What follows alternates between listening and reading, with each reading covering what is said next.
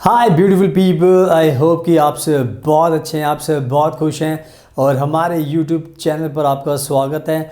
आज की वीडियो में हम बात करने वाले हैं जर्मनी के newly launched job opportunity card के बारे में, जिसका दूसरा नाम है शांसन कार्टा।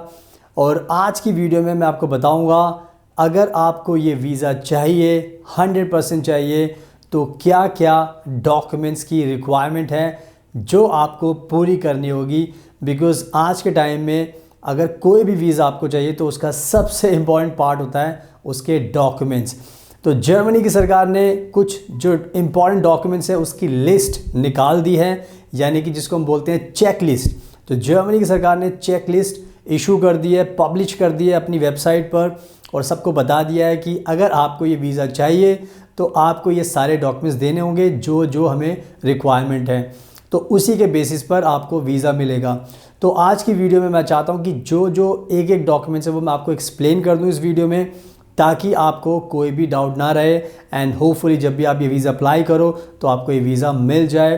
तो मैं आपको ऑनलाइन जर्मनी की सरकार की वेबसाइट पर दिखाऊंगा ये चेक लिस्ट एंड आपको हर चीज़ के बारे में बताऊंगा, डॉक्यूमेंट्स के बारे में, ताकि आपको पूरी नॉलेज मिल जाएगी और आप इसके बाद खुद से अप्लाई कर सकते हैं। एंड अगर आप चाहते हो कि आपको गारंटी के साथ वीज़ा मिले तो आप हमें अप्रोच कर सकते हैं, हमें कॉन्टैक्ट कर सकते हैं। नंबर आपको स्क्रीन पर दिखाई दे रहा है। बिकॉज़ हमने बहुत बार ये वीज़ा पहले दिलाया, बिकॉज़ पहले इसका नाम था जॉब सीकर वीज़ा जो 6 महीने का था, अब इसका नाम चेंज करके अपॉर्चुनिटी कार्ड रख दिया गया है जो 1 साल का वीज़ा हो गया है। बट प्रोसेस पूरा का पूरा सेम टू सेम है।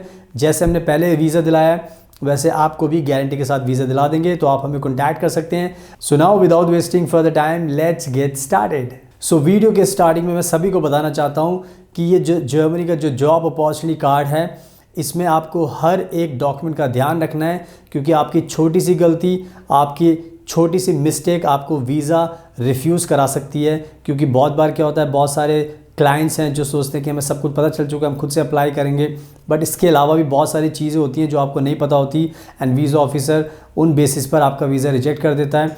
तो कहने का मतलब ये है कि आपको मेक श्योर करना पड़ेगा कि आपको एक्सपर्टीज़ है ये वीज़ा अप्लाई करने में, आपको मिल सकता है, आपको पूरी चीज़ें प्रोवाइड करनी पड़ेगी। बट अगर आपने कोई दिक्कत, अगर आपने अच्छे से अपनी स्टोरी एक्सप्लेन नहीं की, अगर वीज़ा ऑफिसर को आपके इंटेंशन पर शक हुआ या कुछ चीज़ मिसिंग थी या कोई आपने एप्लीकेशन फॉर्म गलत भर दिया, तो बहुत सारी चीज़ होती हैं जिसकी वजह से आपका वीज़ा रिजेक्ट हो जाता है। तो मेरा कहने का मतलब ये है कि जो भी आप काम करोगे इस वीज़ा को अप्लाई करने के लिए, सारी चीज़ें आपकी परफेक्ट होनी चाहिए। आपको इंटरव्यू के टाइम में क्या पूछा जाएगा उसके आंसर होने चाहिए। तो ओवरऑल देखा जाए तो पूरी आपको नॉलेज होनी चाहिए, तभी आपको ये वीज़ा मिलने में आसानी होगी।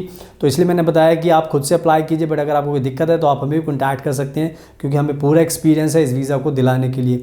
तो आप खुद से भी सारी चीज़ें परफेक्ट करना ताकि आपको ये वीज़ा खुद से मिल जाए।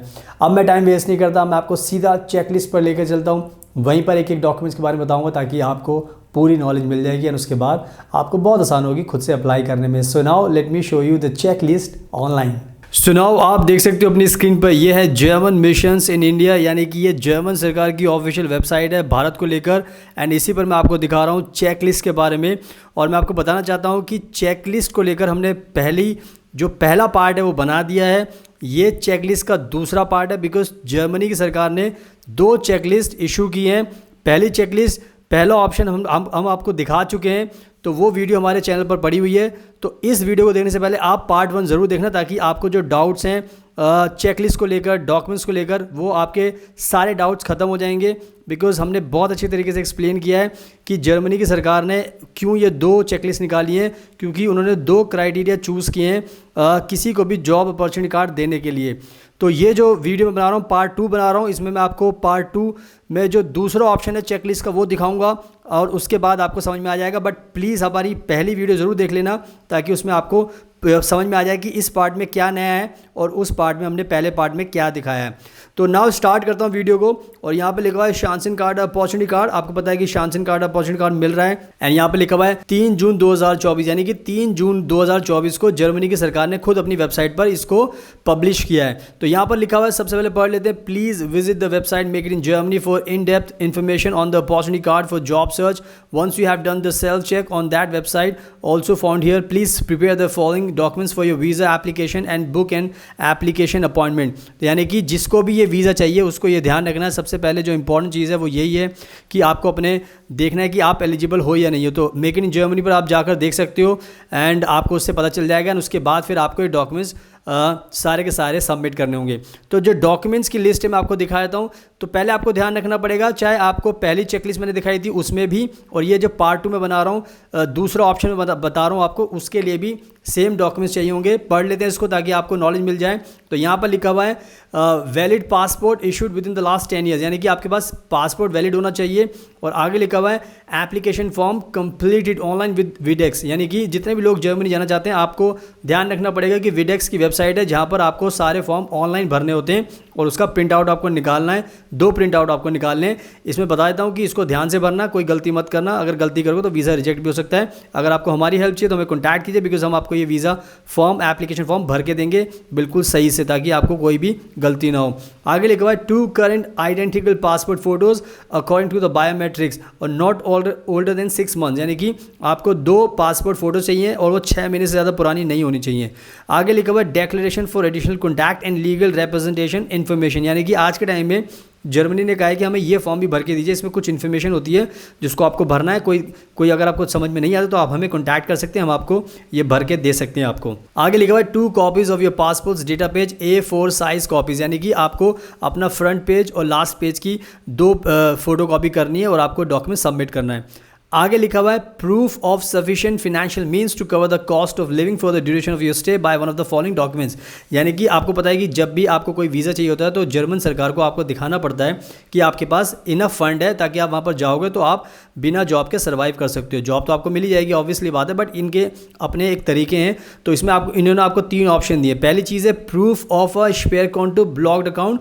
ब्लॉक्ड अकाउंट आपको ओपन करना पड़ेगा जिसमें आपको रखना है 1027 यूरो पर मंथ के हिसाब से and plus sufficient funds for the return flight. कहने का मतलब ये है कि आपको 1 साल के हिसाब से 12,324 यूरोज़ रखने पड़ेंगे अपने अकाउंट में, 12,324, और साथ में फ़्लाइट टिकट की भी आपको पैसे दिखाने पड़ेंगे। तो ये पहला ऑप्शन है। दूसरा ऑप्शन है फेयर फ्लिस्ट एरक्लेयरिंग formal obligation letter by sponsor living in Germany, यानी कि ये एक स्पॉन्सरशिप फॉर्म होता है, इसको आपको करना पड़ेगा। अगर आपको जर्मनी में कोई आपका रहता है तो वो आपके लिए ये कर सकता है। आगे लिखा है statement of a current bank statement, यानी कि आपको बैंक स्टेटमेंट भी आप दिखा सकते हो। तो इस तरीके से भी ये ऑप्शन पूरा कर सकते हो। आगे लिखा हुआ है proof of accommodation in Germany such as written invitation by friends और फैमिली, होटल बुकिंग और सिमिलर। कहने का मतलब ये है कि आप जब जाओगे तो ऑब्वियसली बात है आपको दिखाना पड़ेगा जर्मन एम्बेसी को कि मैं कहाँ पर रहूँगा। चाहे होटल बुकिंग कर सकते हो, अपने दोस्त का घर दिखा सकते हो, कोई भी प्रूफ आपको देना पड़ेगा। आगे लिखा हुआ है प्रूफ ऑफ वोकेशनल और academic training such as the bachelor's, master degree, diploma and if applicable prior work experience in the form of a confirmation letter by previous employer। कहने का मतलब यह है कि आपने जो एजुकेशन की, चाहे आपने बैचलर डिग्री की है उसका प्रूफ दिखाना है, मास्टर डिग्री की है उसका प्रूफ दिखाना है, अगर आपने डिप्लोमा किया यानी कि वोकेशनल ट्रेनिंग की तो उसका प्रूफ दिखाना है, और अगर आपके पास वर्क एक्सपीरियंस है तो उसका भी आपको लेटर दिखाने पड़ेंगे जहाँ जहाँ पर भी आपने काम किया, ताकि इनको यकीन हो जाए कि आपने इन कंपनी में काम किया है।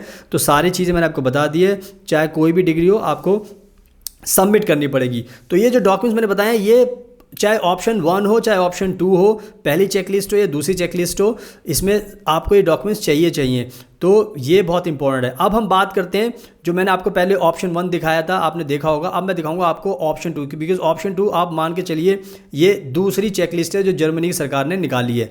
तो इसमें आप चीज़ें पढ़ सकते हो, खुद से आपको समझ में आ जाएगा। यहाँ पर लिखा हुआ है score of a minimum of 6 points. तो जो दूसरी चेकलिस्ट जर्मनी ने निकाली है उसके अंदर उन्होंने 6 पॉइंट्स का एक ऑप्शन दिया है। अगर आप 6 पॉइंट्स अचीव कर लेते हो 14 पॉइंट में से, तो आपको भी अपॉर्चुनिटी कार्ड मिल जाएगा। तो ये है चेकलिस्ट नंबर 2, ऑप्शन 2। तो कंफ्यूज मत होना, पहले ऑप्शन 1 हमारा देख लेना, हमने क्या बताया था पार्ट 1 में, तो उससे आपको यकीन हो जाएगा कि वो चेकलिस्ट अलग है, ये अलग है। तो इसका भी आपको ध्यान रखना है। और जो पहला ऑप्शन है mandatory training, you have either a completed vocational training of at least 2 years duration that is recognized by the state in which you obtained it, or a completed university degree that is recognized by the state in which you obtained it. Either one has to be accompanied by a confirmation from the German Central Office for Foreign Education. Application for that can be made through this website. कहने का मतलब यह है कि Germany की सरकार ने कहा है कि आपको या तो आपने वोकेशनल ट्रेनिंग ली है तो उसका प्रूफ दिखाना पड़ेगा। अगर आपने बैचलर डिग्री मास्टर डिग्री ली है तो उसका प्रूफ दिखाना पड़ेगा, और साथ में आपको रिकग्नाइज करानी पड़ेगी अपनी डिग्री जर्मन सरकार की एजेंसी से, जो यहाँ पे लिखा है ज़ाप। बहुत सारे लोग इसको सोचकर कंफ्यूज हो सकते हैं, डरने की कोई ज़रूरत नहीं है। अगर आपको समझ में नहीं आता तो आप हमें कॉन्टैक्ट कीजिए, हम आपकी डिग्री जर्मनी से रिकग्नाइज कराएंगे। हमें पूरा प्रोसेस पता है क्योंकि हमने पहले भी बहुत लोगों की कराई, तो आपकी भी करा देंगे। तो डिग्री रिकग्नाइज कराने के लिए भी आप हमें कॉन्टैक्ट कर सकते हो। तो पहली चीज़ तो ये हो गई, आपको ध्यान रखनी है। अब नेक्स्ट पॉइंट है इन्होंने मैंडेटरी लैंग्वेज स्किल्स, यानी कि आपको ये जो लैंग्वेज स्किल है इसमें इन्होंने ऑप्शन दिया, पढ़ लेते हैं।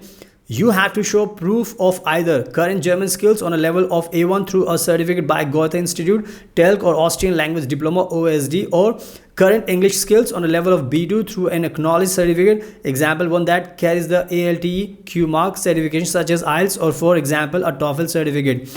कहने का मतलब ये है कि आपको अब बताना पड़ेगा जर्मन एम्बेसी को, या तो आप जर्मन लैंग्वेज सीखिए A1 लेवल। अगर आप जर्मन लैंग्वेज नहीं सीख सकते तो फिर आपको इंग्लिश लैंग्वेज का आइल्स टॉफल का एग्जाम देना पड़ेगा, B2 आपको लाना पड़ेगा लेवल, उसके बाद फिर आप एलिजिबल बन जाओगे। तो ये ध्यान रखना है कि आप या तो जर्मन सीखो A1 लेवल या फिर इंग्लिश सीखो, ये कंपलसरी है, लेकिन ये ऑप्शन 2 के लिए कंपलसरी है। ध्यान रखना, ऑप्शन 1 के लिए कंपलसरी नहीं है। और यहाँ पे लिखा please note confirmation by Pearson are not accepted as sufficient proof, यानी कि बहुत सारे लोग क्या करते हैं PTE देते हैं, जो PTE जो देते हैं वो एलिजिबल नहीं है। तो इंग्लिश का आइल्स और टॉफल ही चलेगा, ये ध्यान रखना, गलती मत करना किसी के कहने पर PTE आप देने लग जाओ, बिकॉज पंजाब के लोग PTE ज़्यादा देते हैं, तो मत देना इसके लिए। आगे लिखा हुआ है points are obtained for partial recognition of vocational qualification proof in the form of a notification of partial recognition TILE।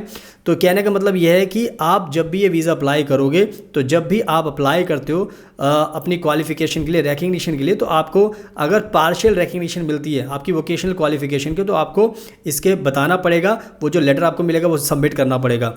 आगे लिखा हुआ है German skills on level A2 B1 B2 C1 prove as indicated above under mandatory language skills, यानी कि आपको points चाहिए, 6 points में से अगर पॉइंट्स चाहिए तो आपको ये लैंग्वेज सीखनी पड़ेगी। A2 सीखोगे तो 1 पॉइंट मिलेगा, B1 सीखोगे तो 2 पॉइंट मिलेंगे, B2 सीखोगे तो 3 पॉइंट मिलेंगे। तो इसके लिए पॉइंट्स के लिए आपको सीखनी पड़ेगी।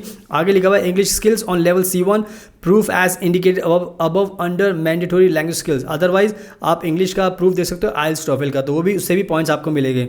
आगे लिखा हुआ जो मेन चीज़ है work experience in connection with the app qualification, यानी कि 6 पॉइंट्स में अगर आपके पास वर्क एक्सपीरियंस तो वो भी आप प्रूफ दे सकते हो। यहाँ पे लिखा हुआ है at least 2 years with in the last 5 years, more points for 5 years with in the last 7 years, proof in the form of employees reference और सर्टिफिकेट ऑफ एम्प्लॉयमेंट, यानी कि अगर आपने काम किया 5 साल, लास्ट 5 साल में 2 साल काम किया है तो आपको ध्यान रखना 2 पॉइंट मिलेंगे।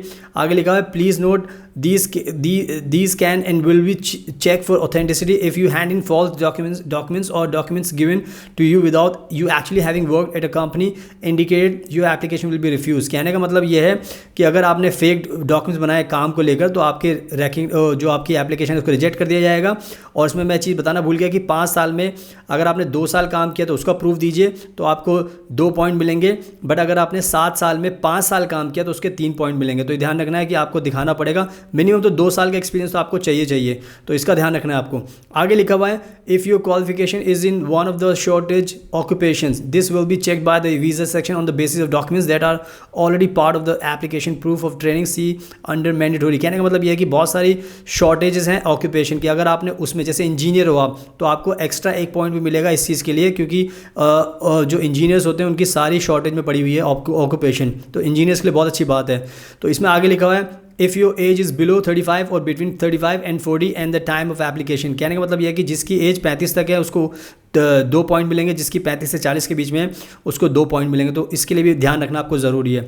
आगे लिखा हुआ है previous stay in Germany prove that you have resided legally in Germany for a continuous period of at least 6 months। कहने का मतलब ये बहुत सारे हमारे भारत के लोग ऐसे हैं जो जर्मनी पहले जा चुके हैं, 6 महीने रह चुके हैं। अगर आप 6 महीने रह चुके हो तो आपको 1 पॉइंट मिलेगा, लेकिन जो नहीं रह पाया 6 महीने जिसका कोई रिकॉर्ड नहीं है तो उसको कोई भी पॉइंट नहीं मिलेगा। तो ये भी चीज़ ध्यान रखनी है। अब जो मेन चीज़ है इसके अलावा जैसे मैंने पहले बताया था रिगार्डलेस इफ ऑप्शन 1 और 2 applies to you please also always hand in. ये वीडियो काफ़ी लंबी हो जाएगी बट आपको ध्यान से समझना है, क्योंकि आपका ऑप्शन 1 हो या 2 हो, आपको ये जो डॉक्यूमेंट्स है ये तो चाहिए, चाहे चेकलिस्ट आपकी 1 हो चाहे 2 हो। तो पहले भी मैंने बताया था, वीडियो देखो तो उसमें पता चल जाएगा। इसके लिए भी ज़रूरी है, ऑप्शन 2 के लिए भी ज़रूरी है। क्या ज़रूरी है? Duly sign motivation letter statement of purpose, यानी कि आपको एक मोटिवेशन लेटर बनाना पड़ेगा, उसमें सब कुछ एक्सप्लेन करना पड़ेगा। जो ये पॉइंट्स लिखे हैं आप खुद से पढ़ सकते हो। इस सारे पॉइंट्स को ध्यान में रखकर आपको लेटर तैयार करना है। अगर आप कोई गलती करोगे तो जर्मन एम्बेसी वीज़ा नहीं देगी, बिकॉज ये बहुत इंपॉर्टेंट डॉक्यूमेंट है। मैंने हमेशा बताया कि हम एक्सपर्ट हैं, अगर आपको कन्फ्यूजन है तो आप हमसे लिखवा सकते हो, हम इसका बहुत अच्छे तरीके से लिखेंगे और आपको जर्मन एम्बेसी वीज़ा देगी हमारे इस मोटिवेशन लेटर के बेसिस पर, बिकॉज हमें बहुत अच्छे तरीके से बनाना होता है। तो इसका ध्यान रखना है। आगे proof of personal status in India, birth certificate चाहिए, आधार कार्ड चाहिए, तो ये डॉक्यूमेंट आपके पास होने चाहिए। आगे करिकुलम वीटे यानी कि CV आपको बनाना है प्रॉपर तरीके से, उसके भी डॉक्यूमेंट्स आपको देने हैं। आगे लिखा हुआ if you already are 45 years of age और ओल्डर और you will turn 45 while in Germany to seek a job, तो आपको ये डॉक्यूमेंट्स भरना पड़ेगा। यानी कि अगर आपकी एज 45 साल है, उससे ज़्यादा के हो आप, तो आपको एक एक्स्ट्रा डॉक्यूमेंट फिल करना पड़ेगा। और मैंने हमेशा बताया है कि कोई भी आपकी एज हो सब अप्लाई कर सकते हो, ये नहीं कि आप 45 ईयर्स के हो गए तो आप अप्लाई नहीं कर सकते, आप भी अप्लाई कर सकते हो, सब अप्लाई कर सकते हैं। आगे है प्रूफ ऑफ हेल्थ इंश्योरेंस, यानी कि आपको हेल्थ इंश्योरेंस भी लेना पड़ेगा जब भी आप अपनी फाइल सबमिट करोगे। ऑप्शन यहाँ पे दिए हुए हैं, आप चेक कर सकते हो, हम भी आपकी मदद कर सकते हैं। कौन सा हेल्थ इंश्योरेंस आपके लिए अच्छा रहेगा तो हमें कॉन्टैक्ट कर सकते हो।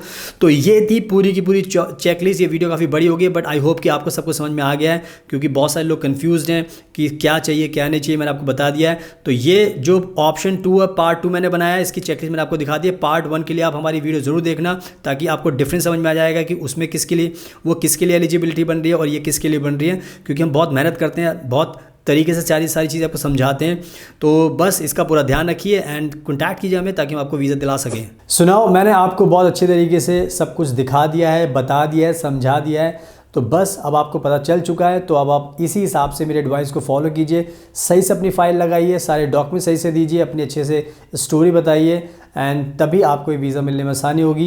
एप्लीकेशन फॉर्म भी आपको अच्छे से भरना है, ताकि उसमें भी कुछ छोटी सी भी गलती करोगे तो वीज़ा फिर आपका रिजेक्ट हो सकता है। और अगर आपको ये वीडियो पसंद आई तो प्लीज़ इसको लाइक ज़रूर करना, शेयर करना और हमारे चैनल को सब्सक्राइब कर लेना, ताकि आपको ऐसी यूज़फुल वीडियोज़ देखने को मिलती रहें। So thank you so much, आपके कीमती टाइम का best of luck and please हमेशा अपना ध्यान रखिए।